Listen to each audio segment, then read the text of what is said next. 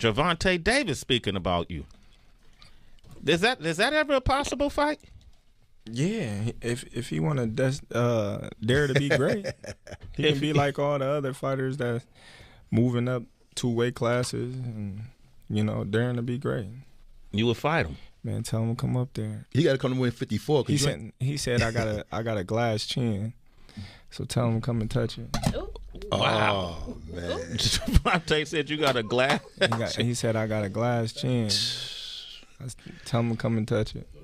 At 147? At 147. I'll make 147 for him. Ooh, see, oh, man. He's going to have a pre-camp. Then what the people going to say? Oh, he's beating up on little guys. I don't know. Gervonta Davis seems to be drawing from the playbook of Terence Crawford, one of the most technically advanced fighters in boxing. Crawford's preparation for Canelo Alvarez caught attention for his constant stance switches, balance control, and unpredictable rhythm. Now, Tank appears to be following a similar pattern. His latest training clips show him experimenting with footwork, changing angles, and even switching stances mid-combination, something rarely seen from him before. Observers believe he's not only learning from Crawford, but also taking notes from Jaron "Boots" Ennis, who has mastered fighting comfortably from both stances. This transformation signals Tank's plan to surprise everyone in the upcoming fight against Jake Paul. Right. This is scary. Gervonta Tank Davis is working on his versatility. We already know he has that ultimate equalizer, that special God-gifted one-punch knockout power. But he also can box. Gervonta Tank Davis, he's very durable, has a chin, never seen him visibly hurt. Gervonta Tank Davis also has great footwork and foot placement. And here you see Gervonta Tank Davis' only shortcomings, pun intended, is his height. He's 5'5" with a 67-inch arm reach. But as you can see here, he's working on his versatility. He's now working on fighting orthodox. He's naturally a southpaw. Now he's working on fighting orthodox. Great switch hitters, no diddy, in the sport of boxing. Showbiz the Adult, a well-known boxing commentator, stated that the fight between Tank and Jake must remain exciting. He explained that many people expect it to look like a light sparring session, with both fighters going easy to avoid embarrassment. However, if that happens, it could instantly damage both of their careers. Fans would lose interest and might never pay to watch them again. With both Tank and Jake commanding massive audiences that demand action, this fight cannot be cautious or dull.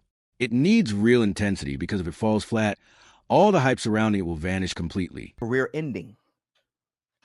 It can be career ending. Jake Paul can end his whole shit. That's the black. Tank can end Jake Paul's whole shit. And if that fight is meh and it's just a sparring session that's tit for tat, their shit's over. Because people are going to be pissed that it's exactly what they expected it to be. They can't do that. If they do, their career's ruined. Jake Paul career's ruined and Tank. If they make it meh and just touch, both their brands suck. That's the black two sugars.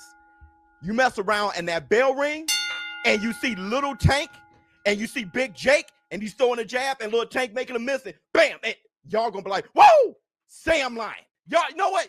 Yes, say I'm lying. Please say I'm lying. But y'all gonna be right there cheering because you ain't never seen nothing that damn bizarre. Even De La Hoya versus Shaq had headgear and Shaq ain't a boxer. That right there, fireworks. Because you're going to be holding your breath, especially Tank fans. I'm going to be like, don't hit Tank. You're going to see Tank little ass legs. He's going to, and big ass Jake, big legs and big ass head. Watch. Y'all talk all that shit now because y'all love talking shit. Y'all love hating on things until you see it.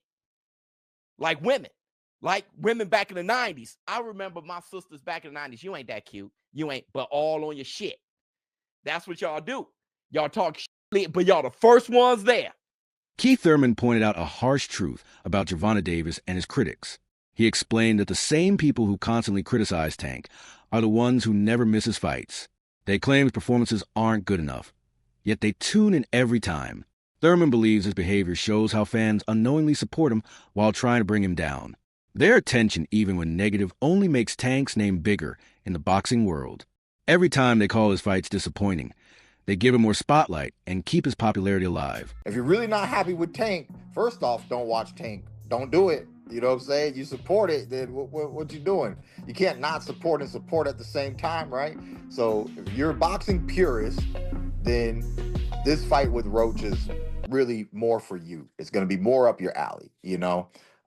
If you just like all entertainment, all fights, all hypes, all everything, then you're going to want to tune in to the Tank and Paul show there, you know, because that's all for entertainment. What is it? For entertainment purposes only, right? It's just say like somewhere in the small print of the promotion. For entertainment, don't do this at home, kids. You know, fine. Disclaimer. Yeah, disclaimer. For entertainment purposes only, you know. So you know, it's money-making purposes only. You know, it is what it is, people. When Claressa Shields commented that the only fight that makes sense for Tank is against Shakur Stevenson, it didn't sit well with him. Tank responded coldly, saying, "No one has a right to tell me what to do." His message was clear. If people want to be fans, they should be fans, not managers. This reaction comes from a deeper place. After his draw against Lamont Roach, many of his own fans turned against him online, calling him overrated. That criticism clearly stung, and now he's done playing by anyone else's expectations. His mindset is simple. He fights on his own terms, not for approval. And it says that, you know, pretty much the only people that can beat him is Shakur Stevenson. And I don't know who else he said. He said she thought that at a point in time that Devin Haney could beat him, but now she doesn't believe that. But so really the only fight that there is for Gervonta Davis is Shakur. What a mighty, mighty convenient argument. And Gervonta Davis responded. And basically his response was, "Come on, girl, stop talking about me so much because you're making me feel like I'm special." Right? So he pretty much just, you know, kind of blows it off. But I really think that there's something much deeper going on here. And it is that this, and I said it again, I said it in another video, I'll say it in this one, the Bud Buddies.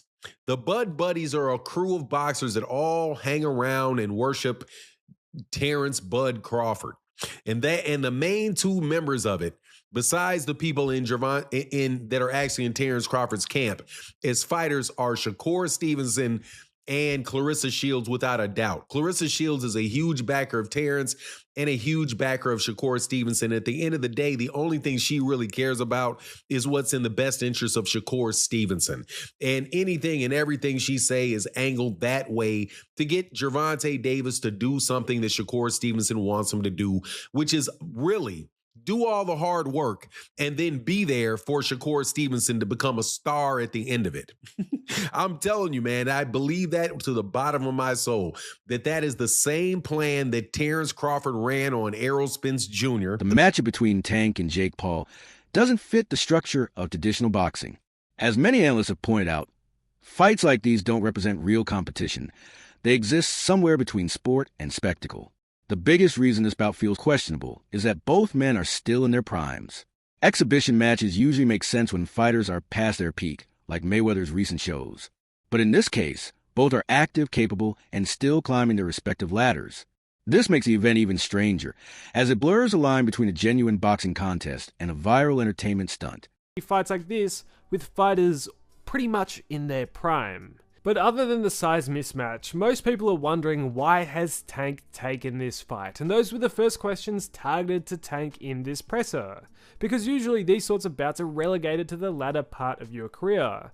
And for most Gervonta Davis supporters, they thought they would get the big fights next, the Shakurs. They didn't think he would be fighting Jake Paul. Although Tank tried to push it off as fans should just be happy watching the sport and hey, haters will be haters, I think that's quite unfair to the people who have been loyal supporters of him and honestly have paid his bills. He tried to compare the level of criticism he gets to the likes of Mayweather, but the difference is with his mentor Floyd, he really did fight a lot of champs in their prime. Has Tank? Well, not really. The most notable fight he's recently had that the people actually wanted was the Ryan Garcia fight, and the only reason he took that fight was because everything was on his terms. And other than the Ryan fight over the last couple years, it's either been people who aren't in his weight division, which he's pulling up, or fighters ranked in the lower half of the top 10 lightweight list. The fights people have truly wanted to see just have never materialized, and simply that's why people criticize him. If the likes of Crawford never fought Spence or Usyk never fought Fury or Joshua, they would have caught the same level of flack. The reason why fighters like them are applauded is because generally they take on whatever challenge is in front of them. Tank instead, his whole career has bobbed and weaved around the most significant challenges that the people actually want to see, unless he has everything his way.